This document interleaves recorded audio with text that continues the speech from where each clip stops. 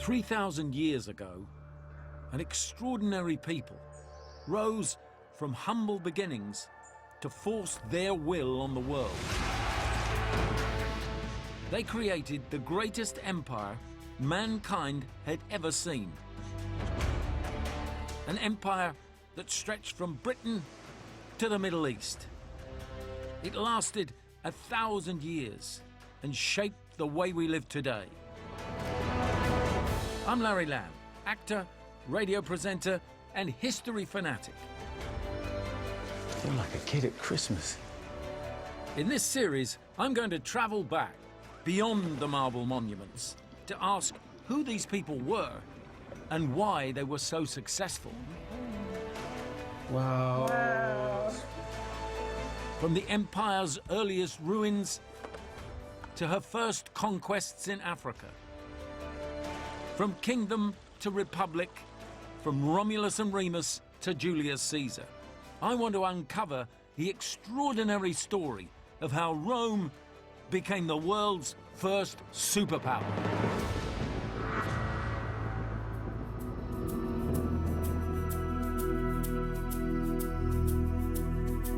(400 BC). Rome is now 300 years old and a powerful city-state. General Camillus has destroyed the neighboring city of Veii and conquered Rome's bitter enemies, the Etruscans. The Roman army seemed invincible, and the world theirs for the taking. But just 6 years later, disaster. When Rome faced a cataclysmic event that turned everything on its head.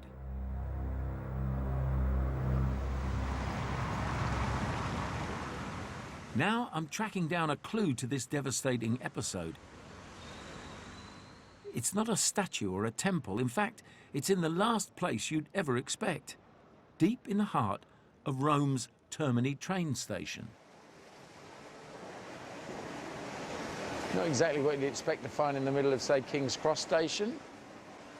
Large piece of architectural remains. But this great big chunk of masonry is only a small piece of the puzzle. It's just one of a number of fragments dotted around the city. Sticking out of a house here, in the middle of a traffic island there. A roundabout in the middle of Rome. Fantastic. And when I say around the city, that's exactly what I mean. They're all part of one gigantic monument called the Servian Walls, 11 miles of colossal defences that surround ancient Rome. These enormous protective walls were built in a hurry centuries after the city was founded. So the question is, why? The main circuit that we see and appreciate today, the Servian Walls, are mostly built in the 4th century BC. That's after the famous sack in 390. The sack by whom? The sack by the Gauls. And what happens is a large nomadic tribe of Gauls descends down into the peninsula of Italy. The Romans ultimately go out to meet them, and they're crushed. And then the Gauls have a free pass to come into the city. They're razing and pillaging and plundering. So this is an infamous moment in Roman history. The only people that came in antiquity and just went right through and razed the city to the ground. Where was the army during all of this? That's a great question. This is like the epitome of defeat. The Roman army was caught off guard and completely failed to stop the barbarians who attacked Rome with a vengeance. They ransacked the city, burnt homes and businesses, murdered its citizens, and left Rome on the brink of collapse. Frightened survivors fled the city, and, incredibly, so did terrified soldiers. Only when the Gauls demanded payment of a ransom did General Camillus, conqueror of Veii, finally step forward, with a last-minute display of some true Roman grit. Instead of gold, he offered the Gauls the cold steel of his sword. On that heroic cue, his soldiers at last rose up and drove out the barbarians.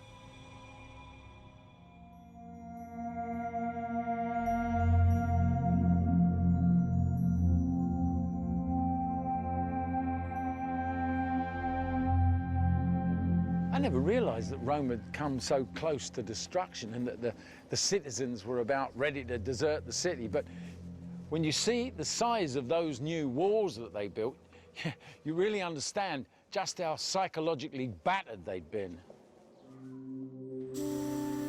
With these imposing walls, the Romans cried never again.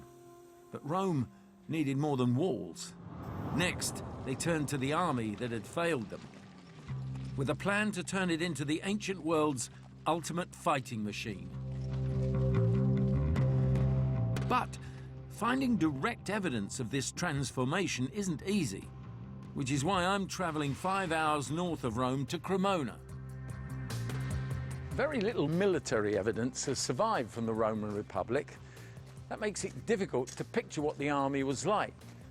So I've come here to see one particular artifact that evidently has a story to tell.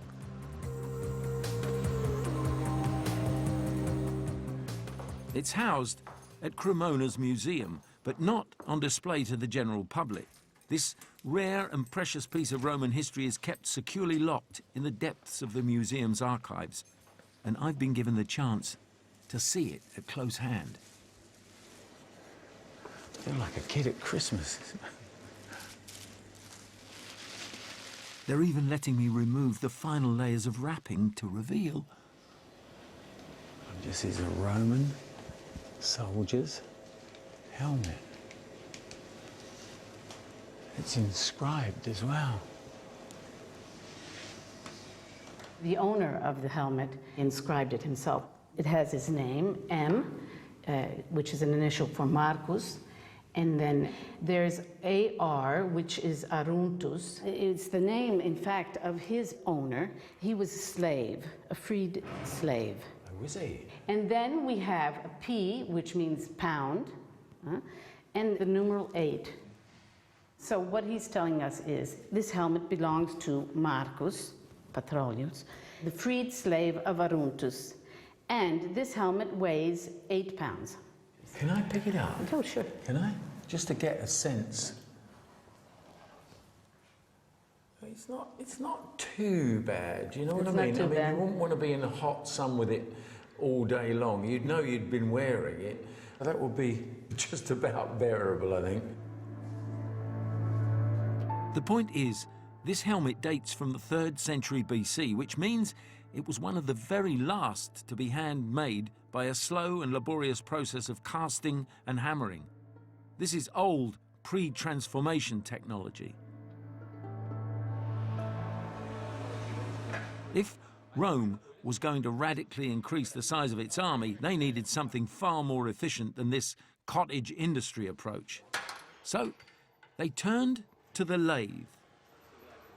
The Roman version would have been animal or slave-powered, but it still allowed a skilled craftsman to transform a bronze disc into a basic helmet shape in a fraction of the time. Were the Romans actually doing this on an industrial scale? Probably, yes, to standardize and to speed up the production of great number. Right.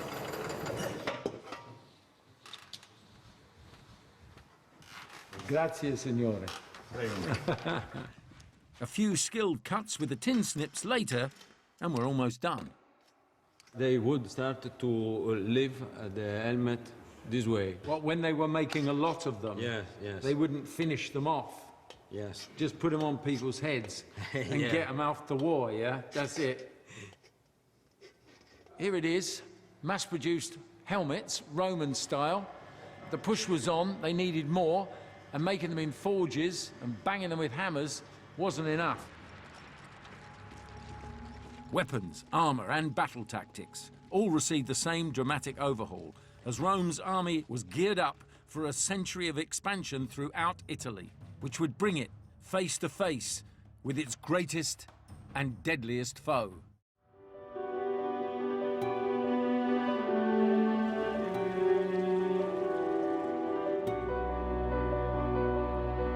Rome had almost been destroyed by the Gauls in 390 BC and was determined never to allow such a defeat again. They built new, impregnable city walls and transformed the army into a professional fighting force with no room for cowardice. Reading Polybius here about the Roman military system, you get a good understanding of what the discipline was like. I mean, desertion, for example, a single man was punished by what they called decimation, when every 10th man in the cowards cohort was beaten to death by 9 of his comrades. And if you fell asleep on sentry duty, the punishment was being stoned to death. So they really didn't mess around, did they? Fueled by the humiliation of defeat, the Romans decided the best form of defense was attack. They embarked on a century of aggressive expansion, conquering and assimilating city after city, tribe after tribe. By 265 BC, their 300,000-strong army had bullied and fought its way south to reach the very toe of Italy. Any further advance would bring it into direct conflict with an even older civilization, the Carthaginians.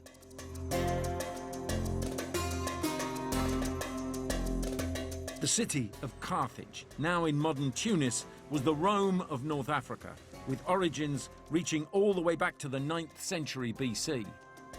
The city began as a small port founded by Phoenician or Punic traders, but it quickly grew in size and wealth to become the center of power in the Mediterranean, long before Rome had even begun to conquer its closest neighbors.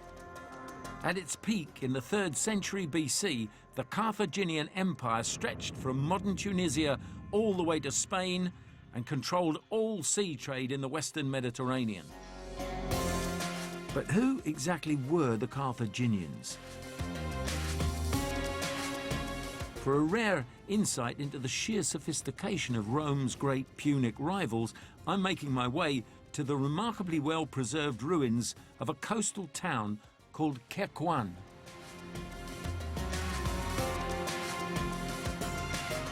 This is Kherkouan, right? And it's about 100 miles from Tunis? That's right, yes. It's really a microcosm of what Carthage would have been like. This is basically a fishing village. This is a really small place, but it still has these incredibly grand houses. These houses had courtyards, wells, intricate mosaics, all in a seaside town. And wait till you see the luxuries on offer. This is the wet room, basically, and the bathroom area. You've got a sort of hip bath for 2 people. I've got to have a sit in there.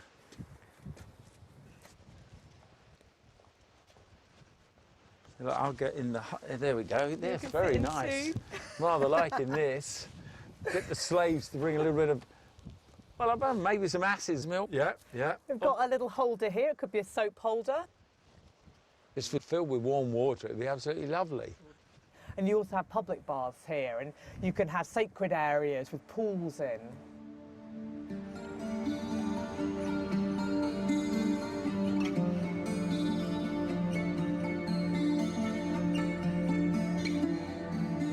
Very neat, isn't it? It's very neat, and that's the real difference between Carthage and Rome. In this period, Rome is a kind of tangled mess of little streets. It's hidden inland up a river, whereas Carthage is this magnificent seaport laid out on a grid full of great public architecture, incredibly cosmopolitan city. This is something the Romans won't have for a couple of 100 years. So they're way ahead, aren't they, at this point, the Carthaginians? You could put it like that, and perhaps that would have occurred to some Romans as well. But for all the Carthaginian sophistication and wealth, what the Romans really envied was their mastery of the sea. They had extraordinary expertise in navigation, commerce, and this incredible strategic position controlling the Straits of Sicily. All of east-west shipping in the Mediterranean has to pass by Carthage. And this is at the same time as Rome is beginning to build up its land empire, and they're getting closer and closer together from south and north. So immense competition between them. As they're getting closer together, a clash is becoming inevitable. The Romans had come face to face with their greatest adversary yet. Now, it was just a matter of when they would clash and where.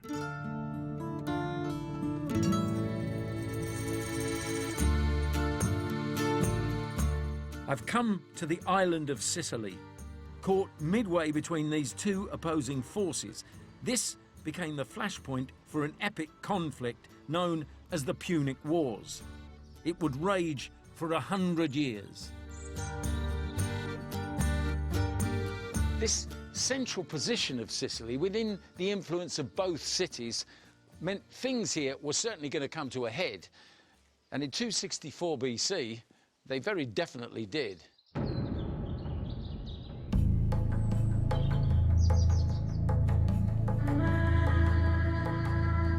A local dispute gave the Romans the excuse they needed. In a deliberately provocative move, they sent supplies and troops to support one side, forcing the Carthaginians to support the other. The clash for supremacy in the Western Mediterranean had begun. But in confronting this new enemy, Rome faced a significant problem. The Carthaginian Empire had been built on the strength of its navy. So, to achieve an undisputed victory, Rome needed to defeat them out there, at sea. But with no navy and no naval tradition, how could the land-based Romans challenge this established maritime power and expect to win?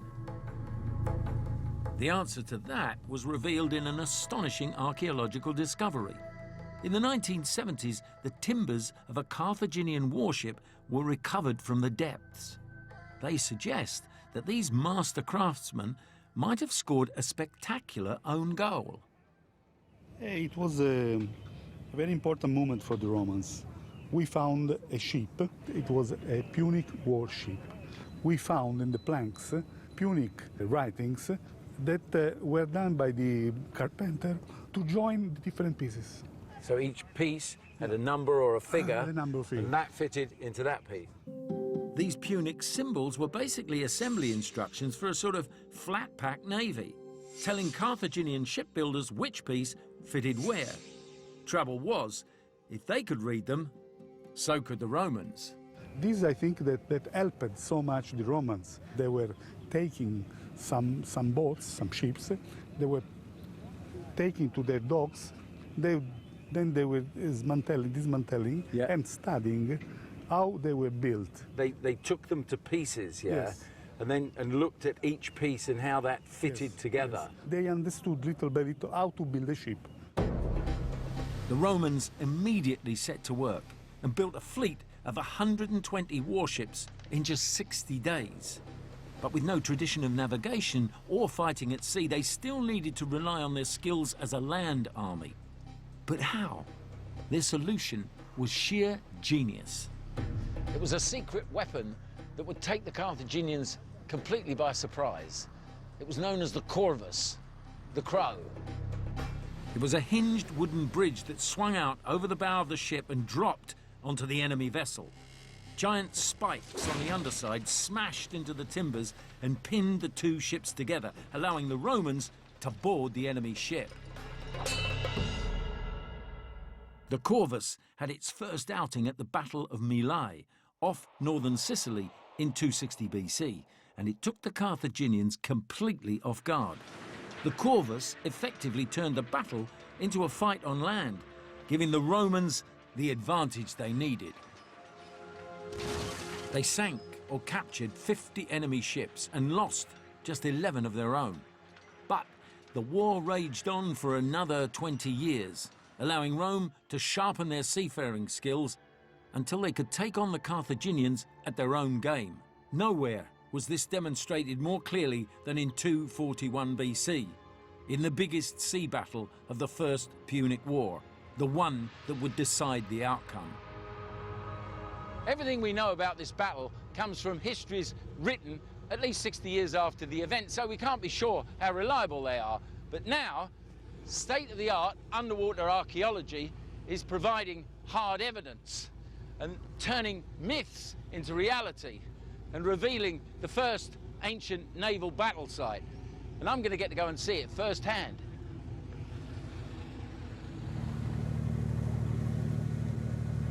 I'm aboard the scientific research vessel Hercules and heading to the waters off the northwest coast of Sicily. Legend has it this pivotal encounter took place here near the Egadi Islands. Polybius describes how ships fitted with metal battering rams attacked each other head-on. Maneuvering an entire warship into position for a precision attack like this requires the very highest level of seamanship. So, for centuries, historians took these grand claims with a pinch of salt. But since 2005, Dr. Jeff Royal and his team have used echo sounding and robotic cameras to search these waters for evidence to support Polybius's account. Just spin a little and see what's...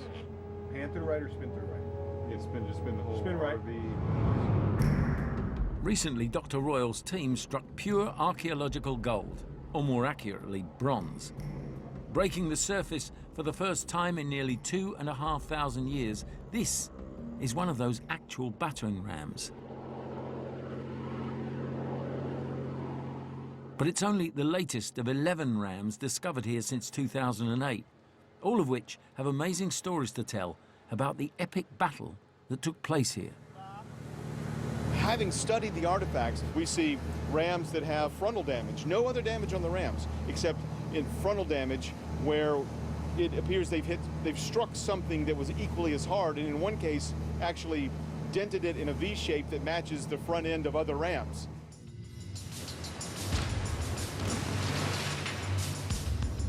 It must have been an incredible sight. 450 warships jostling for position, trying to smash and tear holes in the enemy, all fueled by a bitter mutual hatred. And just how bitter is revealed in a message to the gods etched on one of those battering rams. This is Punic one because we know from the inscription that is written, it says that Baal, that was the most important Punic god, Right. that Baal could let penetrate this object into the body of the enemy ship. In the same way that they used to paint inscriptions on bombs in the Second World Yes, War, yeah? yes. Send this one to Hitler or yes, something, yeah.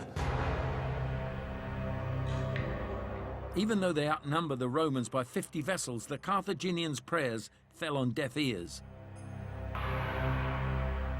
Their losses ran to 120 warships, 4 times the Roman casualties. And for me, that says exactly why the Romans would always rise above the rest. I mean, who else would challenge Carthage at sea, expecting to win, and even at those odds, come out on top? Defeating the Punic navy meant the war was over, leaving Rome the master of the known world, for the moment. Now, here's your chance to experience the sights and sounds of the Eternal City with our fantastic 4-night trip to Rome, courtesy of Kirker Holidays. This is no ordinary trip, as you and a friend will fly business class and stay in 5-star accommodation in the heart of the city. Soak up the history as you enter the world-famous Colosseum, and take in the culture as you explore the city with your own private walking tour. You'll also receive guide notes, concierge service, plus £1,000 spending money. So, for your chance to win, text ROME to 85545 or post your name and phone number to Rome, PO Box 7557, Derby, DE10NP. Texts cost £1.50 plus 1 message at your standard network rate. Lines close at midday on the date shown on screen and 3 days later for postal entries. For rules, go to channel5.com/win.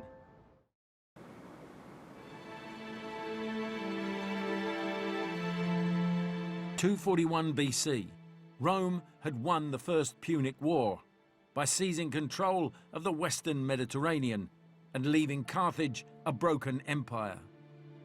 The Republic's victory in Sicily had come with a price. It had won them the war, but it had triggered a hatred of Rome and the Carthaginians that will be passed from father to son for generations to come. One son in particular would grow up to test the Roman strength to the limit.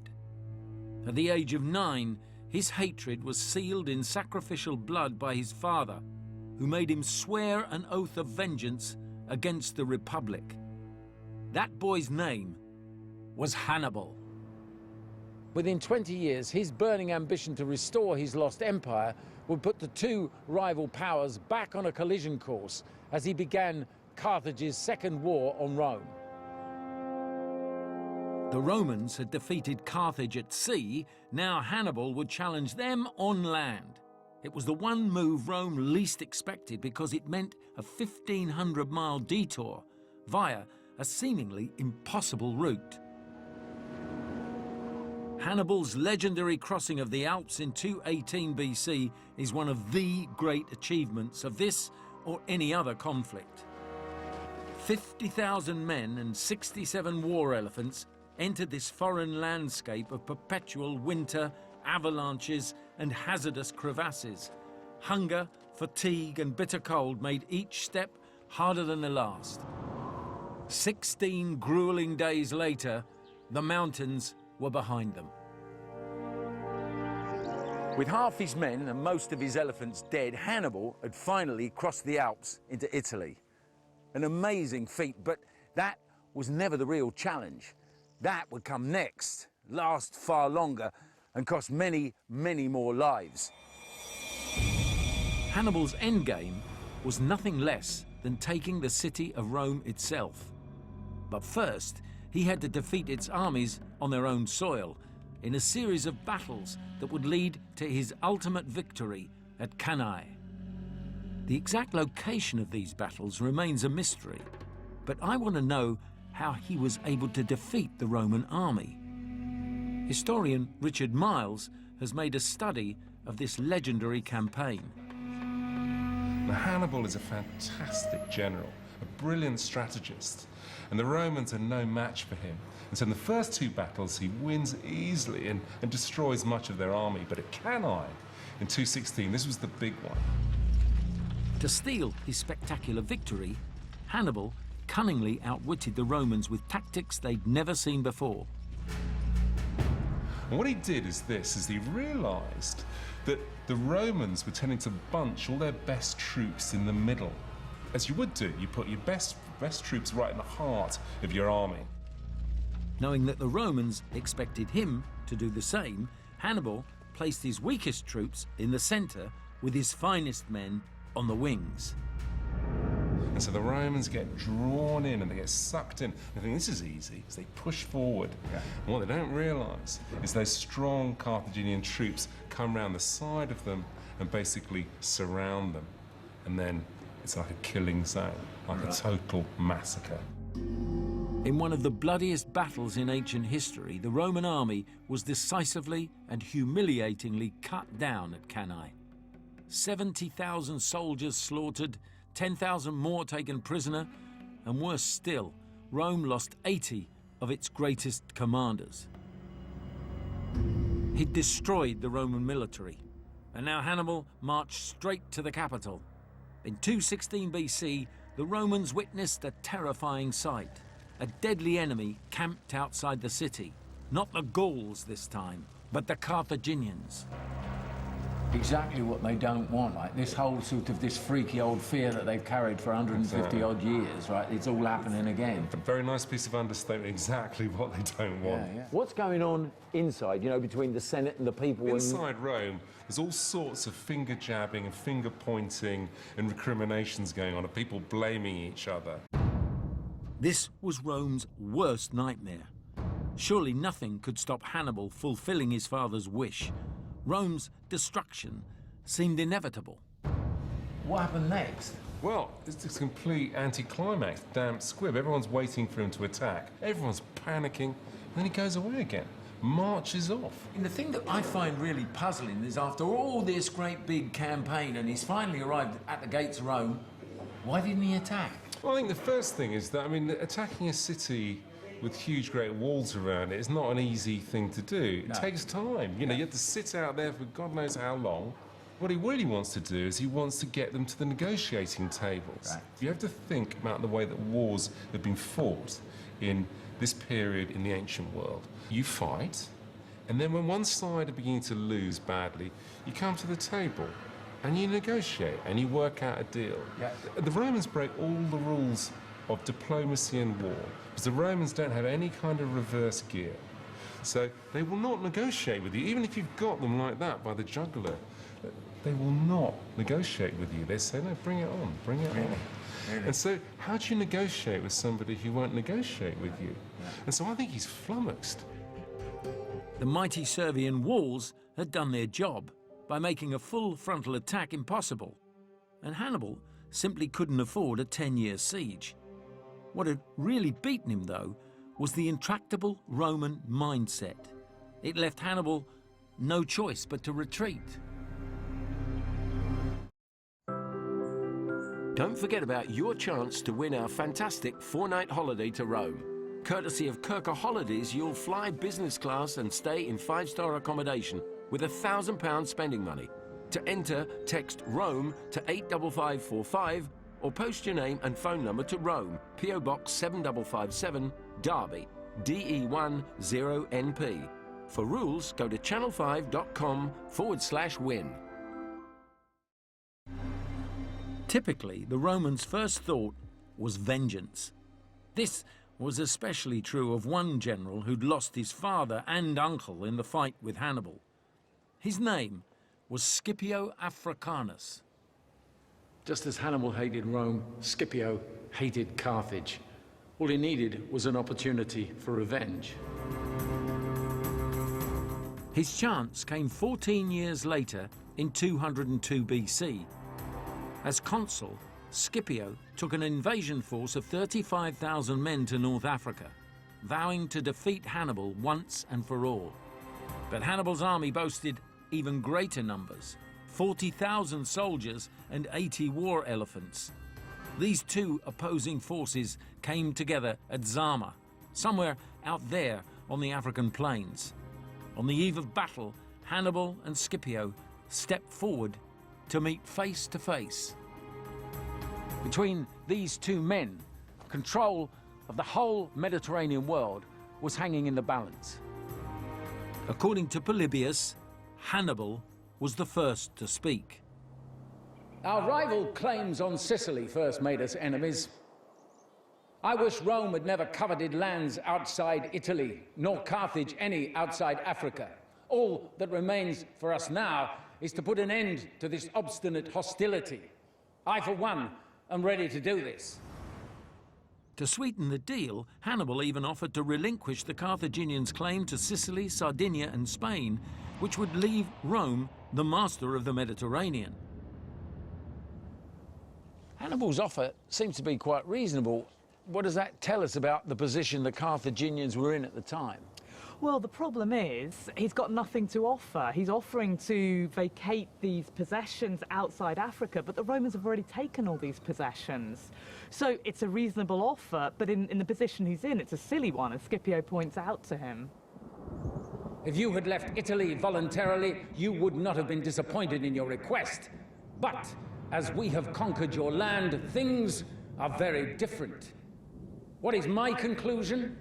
That you must submit yourself and your country to Rome unconditionally, or else conquer us on this battlefield. How does Hannibal respond? Well, the conversation's over at that point. Hannibal can't unconditionally surrender on behalf of the Carthaginians, so the battle's on. The Carthaginians had almost double the number of infantry, plus Hannibal's 80 war elephants. But Scipio had the advantage. The Romans have finally learned how to deal with elephants by this stage. So as soon as the battle starts, the Romans start blowing their trumpets right at the elephants, which panics the poor animals. Half of them turn around and trample their own forces. The other half carry on into the Roman ranks, but the Romans are ready for them, and they simply open up huge corridors in among the infantry, and they simply pass through the Roman troops. Scipio then shrewdly deployed the tactics he'd learned from studying Hannibal's campaigns. The Roman cavalry easily routs the Carthaginian cavalry, then comes round the back, outflanks the Carthaginian army, and basically it's a massacre. Right. 20,000 Carthaginian dead, 20,000 enslaved, against 1,500 Romans killed. But these losses were only part of the price the Carthaginians would pay for their failure at Zama. As well as a financially crippling indemnity of 10,000 silver talents, Scipio made sure he hit Carthage where it really hurt. With the exception of 10 warships, their entire fleet was sailed out into the bay and burnt in front of the city. So brutal, isn't it? Burned all their ships, I mean, the source of all their wealth. Yeah. It was an important statement for the Romans to make. Yeah. The reparations alone were intended to put Carthage out of commission once and for all. But the Carthaginians had survived Rome's hard-nosed peace settlements before and managed to pull themselves back from the brink. So it sort of leaves me wondering, despite Scipio's tough talk, if Rome had actually done enough.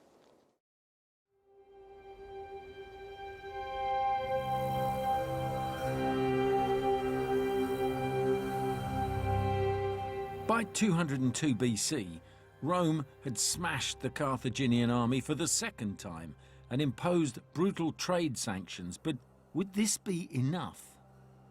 More convinced than anyone that Carthage was a real threat capable of rising again was Senator Cato the Elder, a veteran of the Second Punic War, whose hatred of the Carthaginians had only intensified over the years.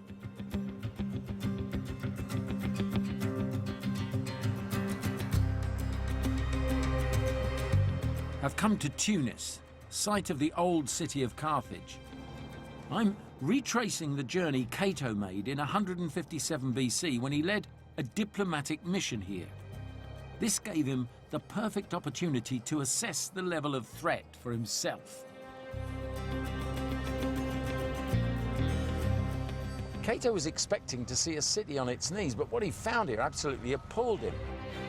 Carthage was obviously prospering, which convinced Cato that it must also be rearming. But was he right? He would indeed have found a really thriving city here. And Polybius tells us that Carthage was the richest city in the world. The first thing he would have seen when he was coming into the harbour would have been the incredible sea walls that were plastered in white so they would look like marble, really spectacular entrance to the city. And then when he got inside, he'd have found this thriving city full of wealth, full of weapons, full of young men of military age, he says. And it's a real danger to Rome. They found a lot of timber, which could be used to build boats, but they didn't find the boats. But that might be because they didn't actually come into this part of the harbour, because this was behind an extra wall. Really? Yeah. So it was a hidden... This was a hidden part of the harbour. Right. And behind it was something extraordinary, a massive naval shipyard where the Carthaginians were building a secret navy. This looks to me like something of a slipway, yeah? Right, and it's not the only one. This entire island in the middle of this circular port is a shipshed complex. You could probably fit 50 or 60 ships all in slipways like this. And around the edge of the port, there was a whole other set of slipways. Altogether, you could probably fit 170, 180 ships in here. And we're talking large ships. We're talking the kind of ships that you could take to war. So what we seem to see here is probably some kind of military complex. This model of the original shipyard reveals an astonishing piece of military engineering. Cato may never have laid eyes on it, but he'd already seen enough to confirm his suspicions. He rushed back to Rome and louder than ever repeated his battle cry, Carthago delenda est, Carthage must be destroyed. The Senate took him seriously, and the Romans instantly attacked, catching the Carthaginians by surprise. They surrounded the city and discovered the Carthaginian secret armada. They now had their most bitter enemy by the throat. The Romans forced them to disarm. They completely disarmed, and then the Romans told them, we will only make peace with you if you move 10 miles inland and we destroy your city. And naturally, the Carthaginians couldn't accept that, so they decided to stay and fight. In 146 BC, the Romans launched their final attack on Carthage. Nothing would be spared.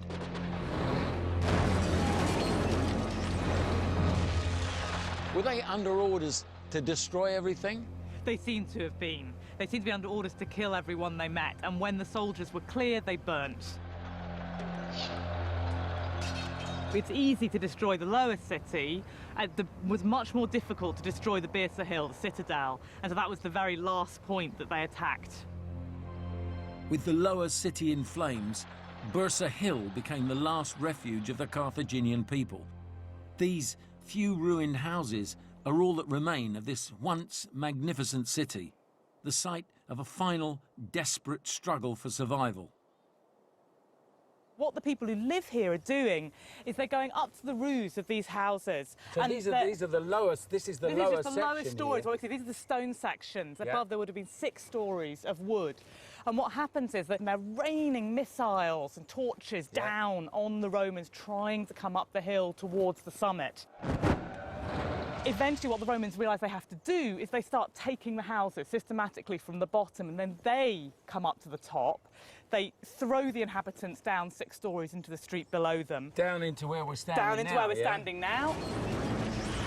They start putting gangplanks across the roofs. You see the houses are really close together. Right. So then you've got Romans moving along at street level, and you've got Romans coming 6 stories above them across the roofs and killing everything they see.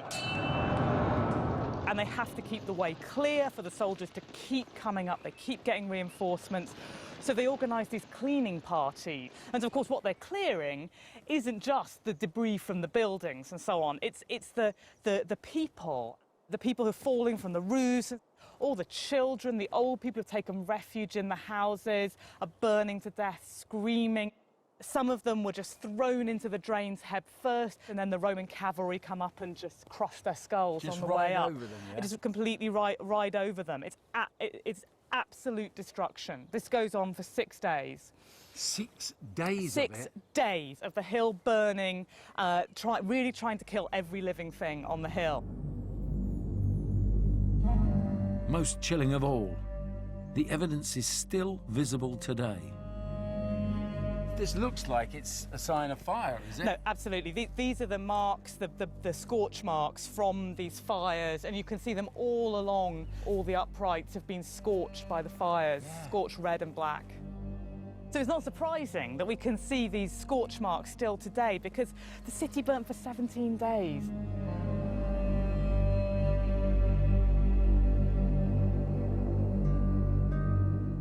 The clash of civilizations was over. With this ruthless act of destruction and genocide, Rome had won its world war. Carthage fell. And of course, that didn't just spell the end for it as a city. What it really meant was that it was finished as a political power. I set out to understand what set the Romans apart from all the other tribes, nations, and civilizations that they conquered. They borrowed tactics and weapons. They absorbed their defeated enemies. And they even learned from their own disasters. But that wasn't all. I think my old friend Polybius will sum it up best. Even if they happen to be defeated at the outset, the Romans carry on the war with all their resources.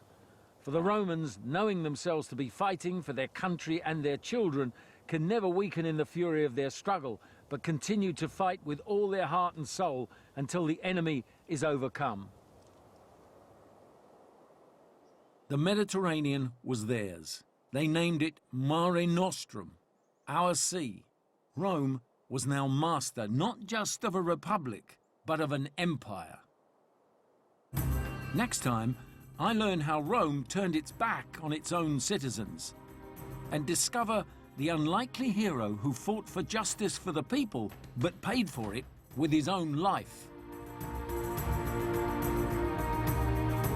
Tonight, Channel 5 follows the stories of parents and medical staff in Liverpool giving much-needed love to miracle babies. The new series starts at 9. Next this afternoon, it's Home and Away.